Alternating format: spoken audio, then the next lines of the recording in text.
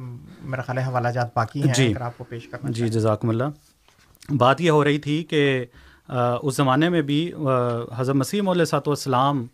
کے بارے میں جو فتنہ اندازی کی جا رہی تھی، اس کی طرف میں دوبارہ آتا ہوں کہ وہ ماحول کیا اختیار کیا جا رہا تھا، اور اس زمانے کو دیکھیں اور اس زمانے کو دیکھیں تو جو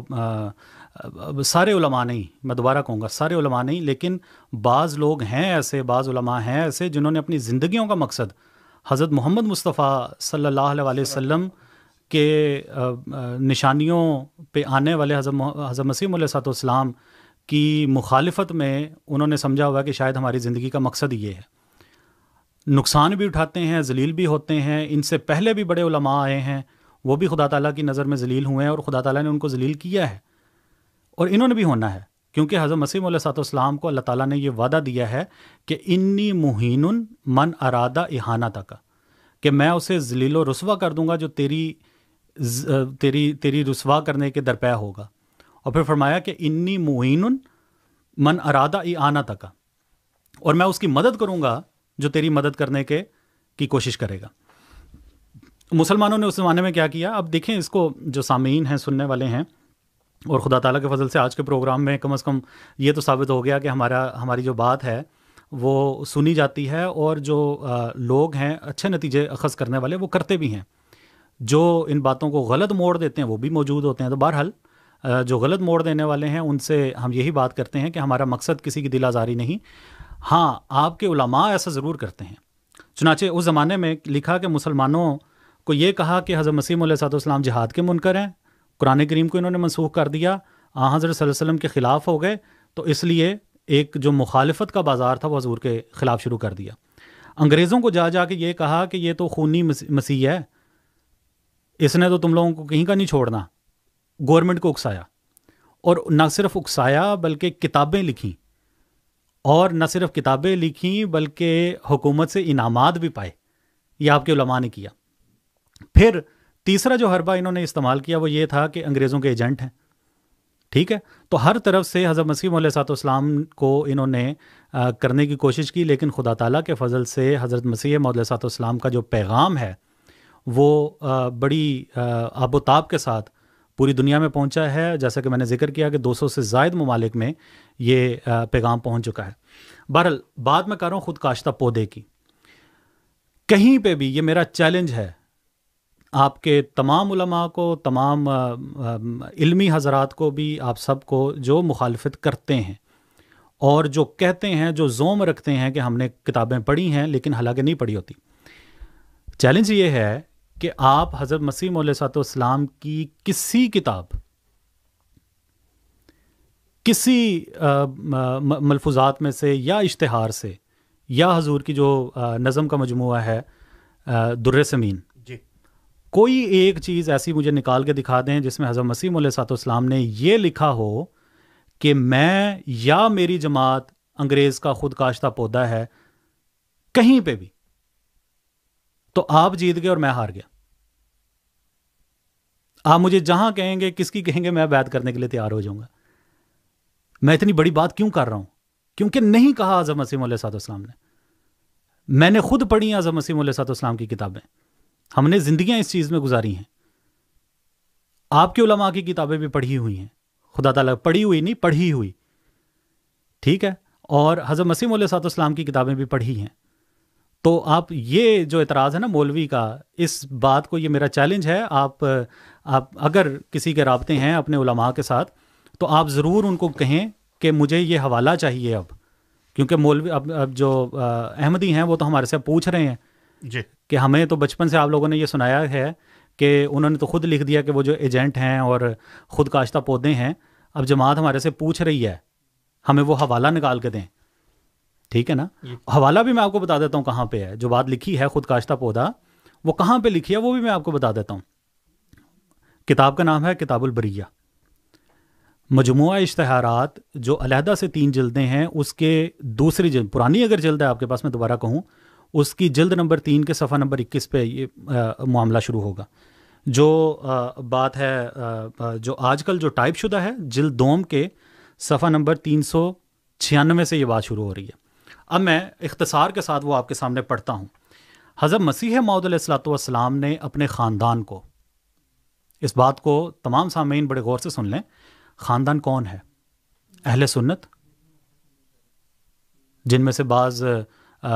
شیعہ بھی ہوئے، بعض اہل سنت، اور جو زمانے سے.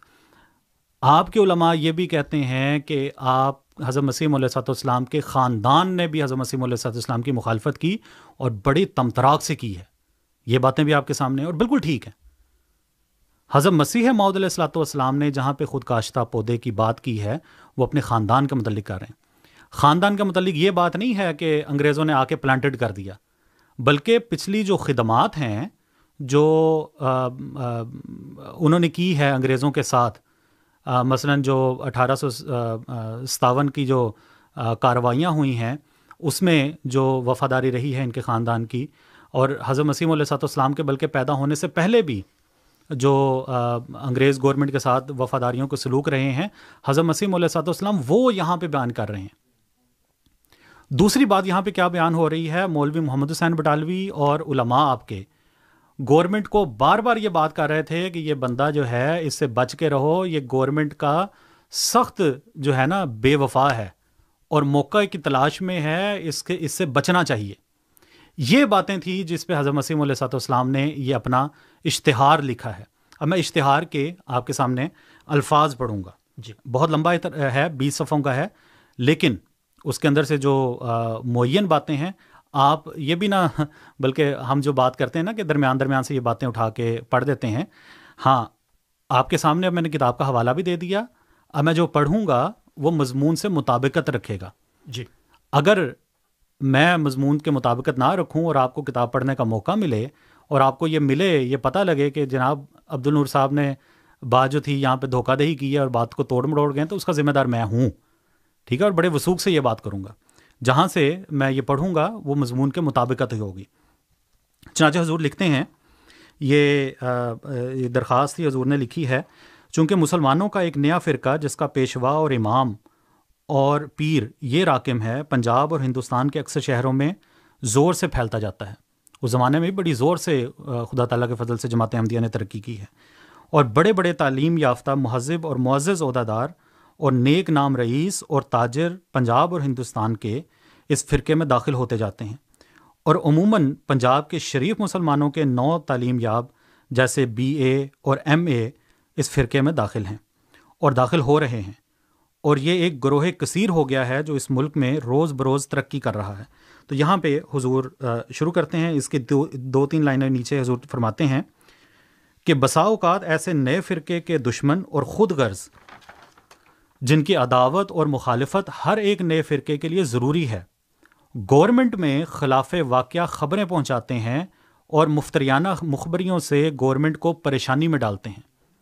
جی، پس چونکہ گورنمنٹ عالم الغیب نہیں، اس لیے ممکن ہے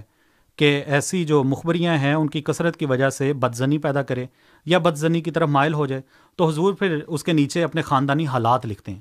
میں دوبارہ خاندان پہ اس لیے کہہ رہا ہوں کہ یہ خاندان سے متعلق بات ہے. اس پہ پھر حضرت جو مسیح علیہ السلام کے والد ہیں ان کو جو چٹھیاں وغیرہ موصول ہوئی ہیں انگریزوں کی طرف سے، ان کا یہاں پہ ذکر ہے کہ انہوں نے کس طرح غلام مرتضیٰ صاحب نے انگریزوں کی خدمت کی ہے یا ان سے وفاداری کا سلوک کیا، جو اس زمانے میں عام چیز تھی. جی، پھر اس کے بعد اس سے اگلے صفحے پہ ان کے بھائی کے نام جو حکومتی خطوط ہیں ان کا ذکر آتا ہے. بلکہ ایک ذکر میں آپ کے سامنے یہ بھی پڑھ دیتا ہوں. انگریزوں نے یہ بات لکھی کہ ہم بخوبی جانتے ہیں کہ بلا شک آپ اور آپ کا خاندان، یعنی کہ یہ حضرت مسیح علیہ السلام کے والد کو لکھا ہے، حضرت مسیح علیہ السلام کو نہیں لکھ رہے. اس بات کو اچھی طرح سمجھ لیں کہ آپ یعنی والد حضرت مسیح موعود اور آپ کا خاندان ابتدا دخل حکومت سرکار انگریزی سے جانثار اور وفا کیش اور ثابت قدم رہے ہیں، اور آپ کے حقوق واقعی قابل قدر ہیں، اور آپ بہر نہج تسلی رکھیں کہ سرکار انگریزی آپ کے حقوق اور آپ کے خاندانی خدمات کو ہرگز فراموش نہیں کرے گی، اور مناسب موقعوں پر آپ کے حقوق اور خدمات پر غور اور توجہ کی جائے گی. ان کے والد صاحب کو لکھا. جی، امر واقعہ یہ ہے کہ یہ بات لکھنے کے باوجود حضرت مسیح علیہ السلام کے جو پرخ تھے، جو پرانے بزرگ تھے، بڑے زمیندار تھے، 85 کے قریب ان کی اپنے گاؤں تھے، لیکن وہ جو مفسدہ کاروائیاں ہوئی ہیں ان کے جو حضور کا جو خاندان ہے، ان کے پاس رہے سرے 4-5 گاؤں جو تھے وہ رہ گئے تھے، اور انگریزوں نے یہ وعدہ بھی کیا تھا کہ آپ نے جو وفا ہمارے ساتھ دکھائی ہے، اس کے نتیجے میں ہم آپ کو وقتاً فوقتاً اس کے انعام بھی دیتے رہیں گے. لیکن بے شک حضرت مسیح علیہ السلام نے اپنے خاندان کو یہ لفظ استعمال کیے ہیں، لیکن گورنمنٹ کی طرف سے اس زمانے کی بھی حضرت مسیح موعود علیہ الصلوۃ والسلام کو ایک پیسہ بھی یہ ثابت نہیں کر سکتے، کیونکہ ہوا ہی نہیں ہے. بلکہ حضرت مسیح علیہ السلام کے والد بھی، انہوں نے اپنی زندگی جو پینشن وغیرہ کے پیسے ہوتے ہیں تمام کے تمام مقدمات میں لڑا دیے. حضرت مسیح علیہ السلام اپنے والد کو منع کرتے رہے کہ آپ یہ دنیا داری کی جو چیزیں ہیں نا، ان سے پیچھے رہیں، آپ اللہ اللہ کیا کریں، انہوں نے آپ کو کچھ نہیں دینا جی، کیونکہ امر واقعہ یہ تھا. حضرت مسیح علیہ السلام نے جہاں بھی تعریف کی ہے انگریز گورنمنٹ کی، وہ ان کی عادلانہ اور جو اچھی باتیں تھیں ان کی طرف، لیکن جہاں پہ مذہب کی بات آئی ہے، حضرت مسیح علیہ السلام نے واشگاف الفاظ میں یہ بیان فرمایا ہے کہ ان کی روحانی آنکھ اندھی ہے، اور خدا تعالیٰ سے یہ دعا بھی کی ہے کہ اللہ تعالیٰ ان کو قلب سلیم عطا کرے. اور خدا تعالیٰ کے فضل سے اب کینیڈا میں بھی ہر سال جو ہے نئے وجود جو ادھر کے پلے بڑے ہیں وہ جماعت احمدیہ میں داخل ہوتے ہیں، اور یہ سلسلہ پوری دنیا میں ہے. پھر حضرت مسیح علیہ السلام لکھتے ہیں اسی اشتہار میں، ان تمام تحریرات یعنی کہ وہ جو پیچھے خط گزرے ہیں، ثابت ہے کہ میرے والد صاحب اور میرا خاندان ابتدا سے سرکار انگریزی کے بدیل و جان ہوا خواہ اور وفادار رہے ہیں، اس میں تو کوئی شک نہیں ہے.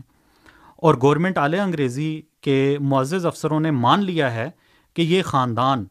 کمال درجے پر خیر خواہی یا خیر خواہ سرکار انگریزی ہے. جی ٹھیک ہو گیا. پھر حضرت مسیح موعود علیہ السلام ان اعتراضات کا جواب لکھتے ہیں، کے بارے میں لکھتے ہیں، ساری باتیں لکھ کے جو مولویوں نے فتنہ اندازی کی تھی نا کہ یہ جو شخص ہے مرزا غلام احمد، یہ تو پس پردہ مسلمانوں کے خلاف ہے. لکھتے ہیں حضرت مسیح علیہ السلام، کیا یہ ساری باتیں جو حضور نے فرمایا، کیا اس کے حق میں یہ گمان کیا جا سکتا ہے یا ہو سکتا ہے کہ وہ اس انگریزی گورنمنٹ محسنہ کا خیر خواہ نہیں ہے؟ جی ٹھیک، اب یہاں تک ہے. اس کے آگے اگر کوئی سوال ہے تو کر لیتے ہیں، اس کے بعد جی 3 کالرز ہیں ہمارے ساتھ. تینوں کالر سے ہماری گزارش ہوگی کہ اپنے سوالات ذرا مختصر رکھیں. پہلے ہیں ہمارے